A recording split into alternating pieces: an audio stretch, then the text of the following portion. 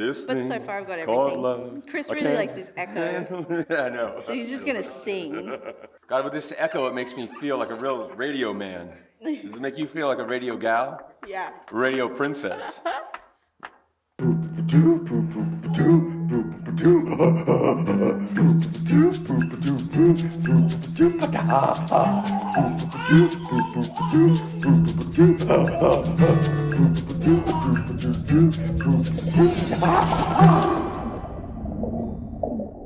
Hey, Hi, everybody. Welcome to the show. I'm Chris. I'm May. And this is actually our first mobile episode. We're on the road right now. We're recording out of our van. Actually, it's Ira's van. We're gonna figure out this mobile thing. And it's pretty fun. We're actually in San Luis Obispo, where I grew up, at the Slow skate park. And the skate park actually is something that I wanted my whole. At one time, there was no skate parks in California, and I think 28 years ago, my mom was really involved with the community, and we got the city to allow us to make this little skate park with like just little wooden ramps and like little slider bars and stuff. And they wanted us, they asked us what area it was. And there was this park that I was in a skate contest in when I was like 12. And I was like, oh, on this basketball court nobody uses in Santa Rosa Park. It's perfect for the skate park. So it ended up being here. 28 years later, we're here at this massive concrete rad skate park that started with this little like dumpy ramp thing that my mom actually had a lot to do with happening. Yeah. Chris's mom was pretty much like, she's Mrs. Skate Park. Yeah. She's so rad. She's like the best woman in the world. She was kind of like a mom to all the kids, and really like is one of the main people that made it happen. If not like. Yeah, she worked for a long time to make this happen, and she doesn't want care about any accolades, but it really should be named after her. Yeah, it should be. But I get so happy every time I see this skate park, like because it's like $1 million skate park, and there's a lot going on right now, like that we can see. You guys can't see, but there's a lot going on. The skaters ripping it up. Some of the skaters, it looks like the skaters' girlfriends are playing a game of volleyball. In their bras. In their bras. That's how the girls like to dress these days. It's pretty cold, actually. They're in their bras. Well, that's the style the girls are wearing, regardless of how cold it is. It's freezing outside. But it is a surefire way to make the skaters look at you. I mean, if you can't skate, you got to do other things. Oh, yeah, there's a lot going on. I'm also doing a scratchy. Which has a jackpot of up to $750,000. So you've got every vowel so far? Yeah, I got every vowel. And you're on your way to winning. Have you completed your numbers? No. My letters? No. Well, I'm still going. Keep working on it. Okay, I will. I want to see if we win the prize by the end of this. So I'm going to buy that van. 2 vans. Yeah. So here we are at the skate park, looking at the skaters rip it up. God, I remember one time I was at this park like with my friends at like 3 a.m. We're just before there was a skate park. We were like 16. We're driving around with nothing to do, so we decided to have a costume competition in the middle of the park, and we all like went to separate corners of the park, and we had like this bag of a few costumes and some rags and stuff. And we all met, and the idea was to meet in the middle of the park and see who had the best costume. And we pretty much all ended up meeting in the middle of the park naked. But like with like one of my friend had like a rag like and some ropes wrapped around his boy parts. That was Caleb. Scott had like a monster mask on and his underwear shoved up his butt like a G-string. Me, I had like some kind of cord or string hanging a pot or a pan from my tallywhacker. And so it ended up being a pretty competitive match until then the cops showed up. Because foolish of us, it's right across the street really from the police station. So the cops showed up and they're like, what the hell are you doing, boys? And we weren't drinking or doing anything illegal in the traditional sense. We're having a masquerade contest, officer. and and, I really don't know. He didn't really know what to do. He just like, okay, we'll put some clothes on. And so the costume contest ended up being a draw. So when were there any comps here that you attended? So I was in a skate contest when I was 12.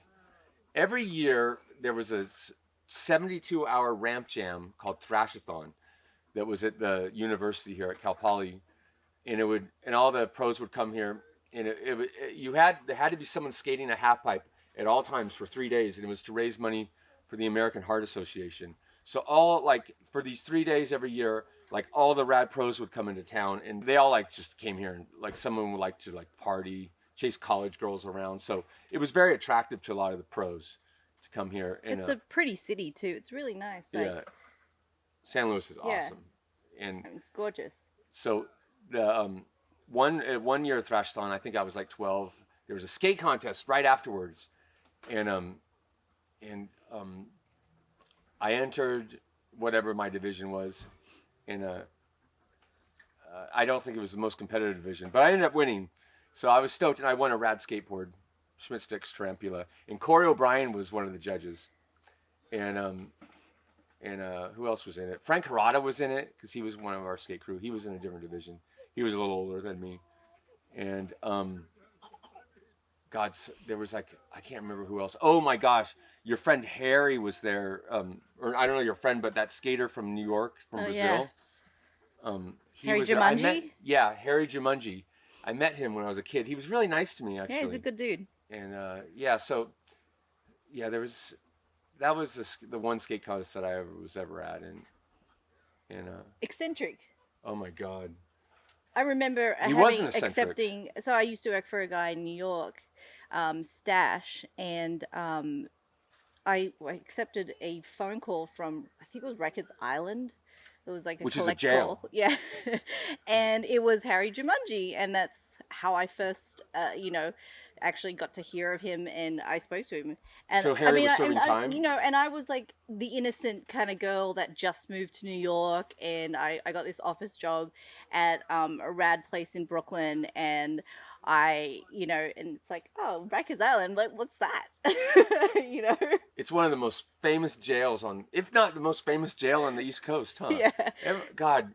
And you're new to America. And Harry was getting out, so... Well, he was getting out of jail. Getting out, and he needed clothes, and so that's why he contacted my my boss. A great guy, but had a little trouble with the law. And I mean, most great guys do. I've had a little trouble with the law myself. See, there you go. And I married you, so you know. And now I'm you're a good boy. I'm a very good boy, but yeah, sometimes when you're a restless young man, you need to push the limits. You sometimes do. Push the restless young men like to push the boundaries and just see exactly where they are.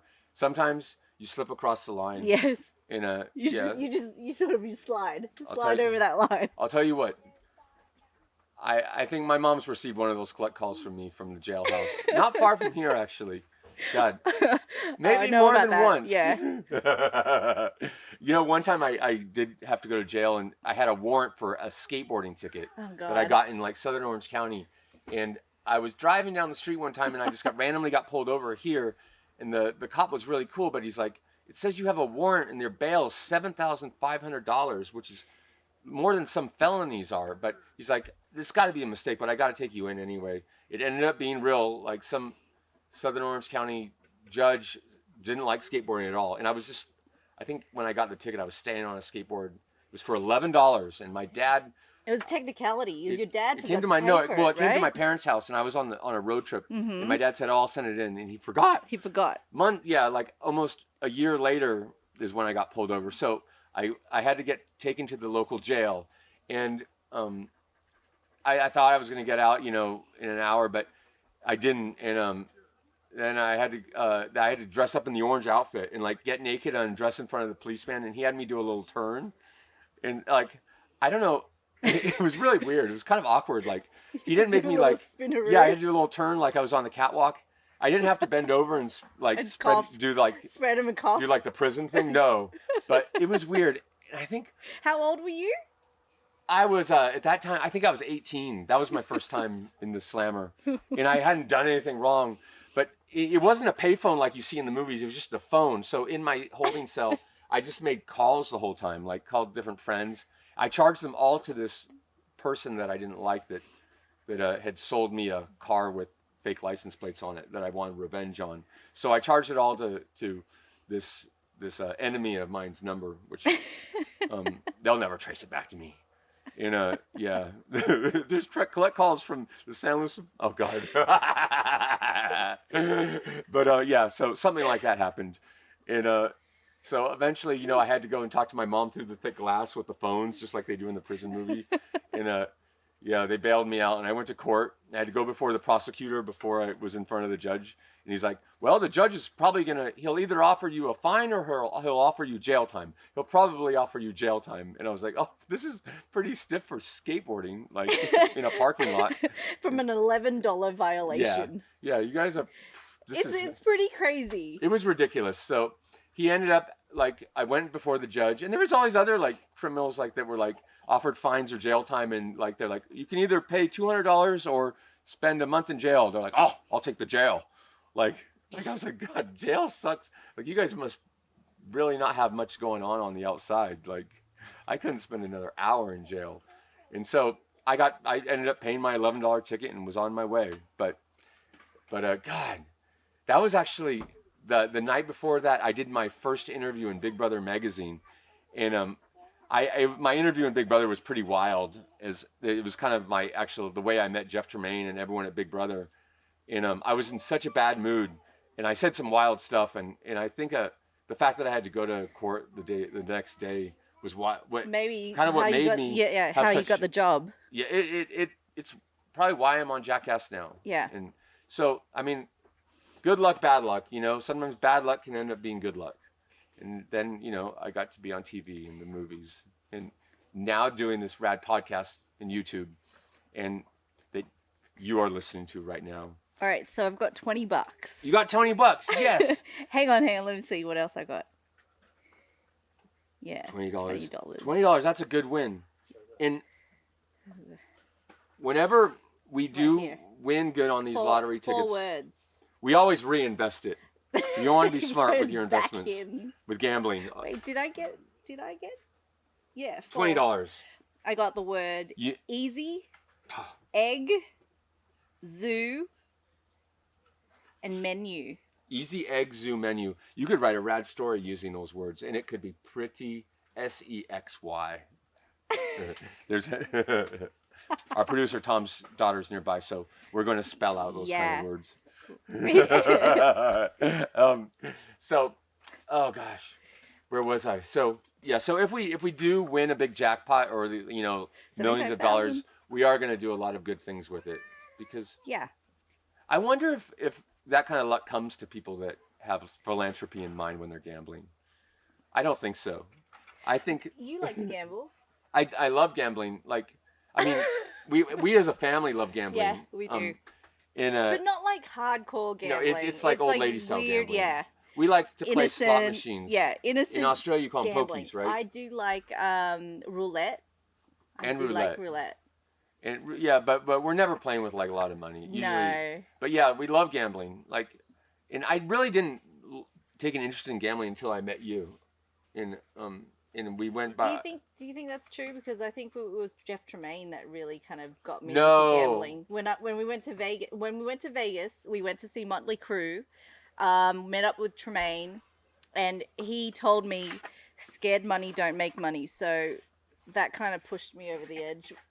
I've never seen Jeff Tremaine make money gambling though, but I remember God, yeah. So I had a lot of fun gambling there. Gambling's really fun, and yeah, so. In moderation. In moderation, yeah. And if you have an addiction to it, then that's just a totally different story. Yeah, Dmitry Alaskovich, who was our director of photography, worked with us for years on Jackass and everything that we've done, Wild Boys, Big Brother, all the way from the beginning.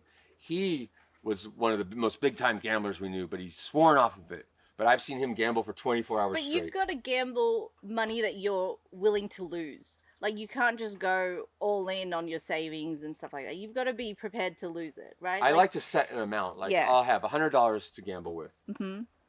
During one of the elections, we gambled all day, though. Yeah, in Australia. So Yeah. in Australia, there's a lot of poker machines. Well, there's poker machines at pretty much any bar that serves alcohol. Every bar, pretty much, huh? Pretty much. There's a room, and if you don't want to like sit at the bar, or you can just go in there, get your drinks, Yeah, the game rooms. and it's awesome. Yeah. They're called VIP rooms. Yes. And yeah, so yeah, we pretty much gambled for 12 hours. And while this watching. is when, like, you know, it was rad, like having a beer and then just like sitting there and, you know, pressing the buttons and waiting for it to spin and hearing the sounds and noises. Do you remember the old machines that would spit out like coins? Yeah, I love those. I love the ones that come up, bring out coins. They don't, most of the time they don't do that anymore, but it's so exciting. In South Australia, they're still like that. I saw one, we were in South Australia and I saw someone steal someone's jackpot and try to make off with it. But yeah. What's the largest amount you've ever won in a poker I machine? won like $1,000 on one spin. Yeah. And I had accidentally bet remember $5 on a spin, but then I ended up winning. So, what's the most you've ever won? I think it was like 900 something. And it was when I was waiting for you and Dad.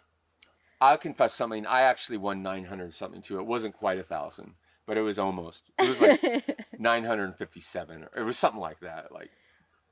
But what about those people that like win so much? Like what do you do? Like, you know, is that your addiction? Like, you spend like $5 a roll or $10 or $100, $200 like a spin. Like, I guess the more you gamble, the more you win. But then you're just that addicted to it. Well, some people, it's a psychological thing. Like, they just need to keep doing it. Like, Yeah. they can't stop. And then if they run out of money, then they'll stand out front of the casino and they'll beg for money, enough money to do a few spins and then go right back in. But, God. You know, like at casinos, they pump like oxygen into the vents to keep you awake. Yeah. And they make it hard to find your way out. Yeah, and no clocks. Yeah, so you no don't know clocks. what time. I felt like that when I went to a karaoke bar in Taiwan. I went in there about midnight and I found myself stumbling out at like 7 in the morning, all bright. It was like daytime. All the Taiwanese people are ready to start work. Meanwhile, I've just finished singing for like 7 hours. Sounds fun though. Drinking like soju. So Tom, a woman that was down on her luck just walked by the van and was thinking that we were filming an X-rated movie in here. Yeah. Yeah. She wanted to know. I'll. You need anyone else? A fluffer? Do you need a fluffer? Yeah, she would make a few bucks. Meanwhile, there's like a 4-year-old in the front seat. Yeah. Doors are wide open. I'm scratching No, away. we're not making an X-rated movie. But May did point out that. But I did win $20 on the card. So if she comes back, you can give her this. May pointed out that it wouldn't be the first time an X-rated movie was filmed at a skate park. It's not the first time, right? No, because the bowls actually make it for a great place to, like, you can't see like what's going on down at the bottom of the bowls, like, so they could be filming an X-rated movie in there, in public, and to everyone's chagrin. Yes. Like when if it's really early in the morning, the skaters haven't woken up yet. They're making a blue movie down in the bowl. How bummed out would you be if you were the skater that landed in the surprise? The surprise. I would be really bummed. God. Like, you don't know what happened here last night, but there's this big load of, If you have a skate park in your town, chances are there has been a surprise unloaded in the bowl. Yeah, and again, the reason why we're being very uncandid with our is that a word? Uncandid or no? Yeah, we're just being very careful with our words because there's a 4-year-old in the front seat. Yes, so we might spell some things out, but yeah. But yeah, so I don't think I have to spell that out. So, yeah, I would hate to fall into the surprise. No. But yeah, I mean, people sleep in the bowls, like at Burnside Project in Oregon, like all these intravenous drug users used to You know, they lived at, but before there was a skate park there, they lived in the bridge. Before there was a skate park here, they lived in the park. You know, so they were here first. They have every right to sleep in the bowl. Staph infections, you can get staph infections. Yeah, like a wrestler. Yeah. So wrestlers and skaters, but I wonder, like, and martial artists, they're at big risk at staph infections. You know who got a staph infection? Who? More than once was Dave England. Our coworker, Dave England. Yeah, he can't, and I don't know how. I mean, oddly enough, he's the self-proclaimed poo guy of the group. Yeah. But he did come down with like couple of cases of staph. A couple of cases of staph, which I don't really understand all there is to know about staph, or if it was done while filming. But yeah, he's the only person I know that's had one. This is how cold I am. I'm like, I'm bundled up under here. But where did our volleyballers go? Our volleyball girls, they're taking a break, but they're still in their bras. Freezing. But we were wondering, like, if they're wondering, like, yeah, if the guys are like thinking of them while they're skating the bowl. Like, I wonder if he thinks I look pretty in my bra. Like he woke up this morning and said, I'm gonna go hit the skate park. And so May, you were a skater. Yes. You like, I mean, when you were a teenager, when you were at the skate park, I mean, the skaters changed, but I think that's the last thing that you think of is sex. No. How did you would like girls like that come to the skate park and Oh yeah, absolutely. As a female skater, how did you feel about them? I didn't really care. You didn't think about them while you were grinding? No, I didn't. When you're cruising around, the last thing you're thinking about is getting laid. The thing about skating, I'm thinking about not hitting my face on a piece of concrete, you know? I'll tell you what, the thing about skateboarding is it's one of the most unsexual things you can do. Also, remember we were talking about this? Don't your balls go up into your... And your wiener. Yeah, okay, yeah. Because when skateboarding as a man, from my point of view, and I imagine it could be the same for ladies, it's one of the most unsexual activities I've ever participated in. And in your wiener, because you're doing something dangerous, whenever you're doing something dangerous, as I've mentioned before, yeah, if you're ever doing something, feel your private spot, and you'll feel it going more into your body for protection. Because you're in the middle of like battle. You're not dropping into a bowl with your thingy tucked into your belt loop. No, and no matter how hard those your belt loop into your belt. Yeah. Have your wiener in boner position. Yeah. No, never. Yeah, that's how I have to be when I get a boner. When you're gonna drop in. Yeah, drop in with a big boner. Like that's really sketchy. In all my years, you could break it. I've never skated with a boner like. My friend's boyfriend broke his. But that was not skating. No, he wasn't. But it was very traumatic, and I think for anyone to experience something that, because he showed me a photo, or I got shown a photo of it when it was post break, and it was terrible. You never want to break that part of your body ever. Was it her fault? Yes. She didn't gauge her depth. Yeah, but I'm just saying that it's not the part that you want to break. Oh, and imagine being a guy. Yeah. Oh, God. And apparently there's a lot of blood. Lots, yeah. Like, because of all the nerves and... I mean, dude, I'm just getting the shivers from it. My friend broke his wiener once. He ran, but it wasn't doing anything like that. He ran into a TV set. Oh. I don't know why, but he had an arousal, and we were all goofing around at our friend's house, and he just came running through the room, and he ran into a TV. I don't know if it was on accident or purpose, but it took him like 7 months, or 8 months, I think. It's a long recovery, and you can't have SEX during that time. We're not supposed to. Oh, we were like young, like we were. Okay, so everyone was virgins. Okay. But just saying, like, be careful with that body part, because it's something that you don't want to. Be very careful. Yeah. It's resilient, but not as resilient when it's excited. Not when it's vulnerable. But it's vulnerable when it's hard, right? Oh yeah, it's totally vulnerable when it's hard. That's why when you're skating, you don't get boners. That's why it's not. I mean, skate parks are not sexy. I come to think of it, I'd never had one while skating. I don't think, and I've never thought about that until today. But yeah, so those cold volleyball players should just put their tops on. Cold, I'm freezing. It's not worth it. The guys are thinking about the skating. You reckon, like, they're having a bit of snot issues, like where they're just like they're like dribbling snot out their nose. Yeah, it's really cold. But I mean, the skaters, do you get that sinuses, like when you're cold? When you're really cold, yeah. Like that one skater, there's a topless skater, a guy Yeah, but he's skating. He's in the hot. sun. He has every right to be topless, and he's getting a killer tan. Killer.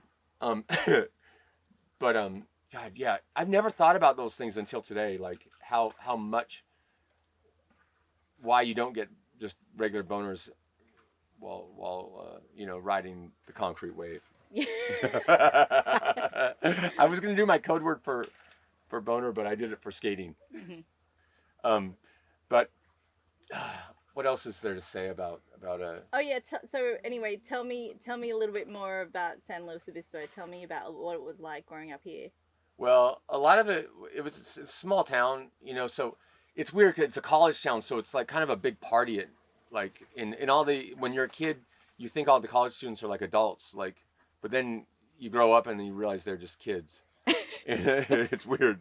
But we would make a lot of our own fun, then that's kind of like sort of what Jackass is all about. It's kind of like, people, doing what we all do to like make something out of nothing at all, like entertain ourselves, in a good, clean way. Like, so, we just, do things like have costume contests in the middle of the park at night.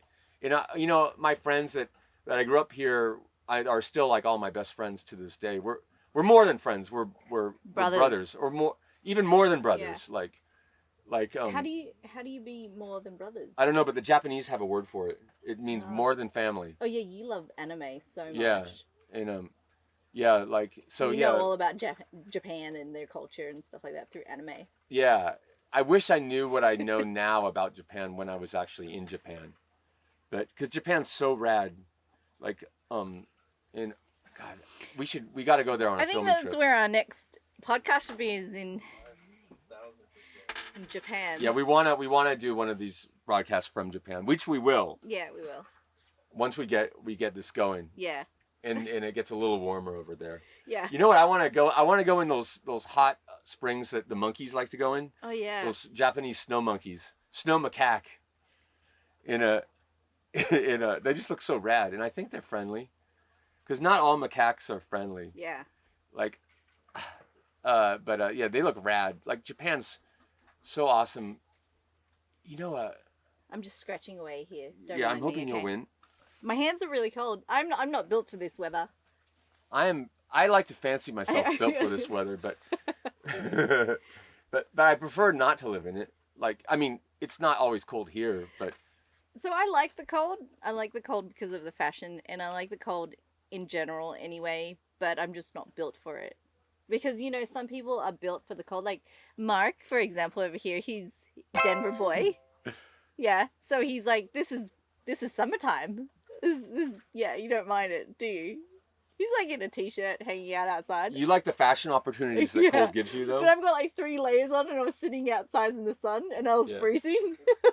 I was thinking about, like, whenever we film in the cold, and, like, I would want, like a woolly bikini to wear.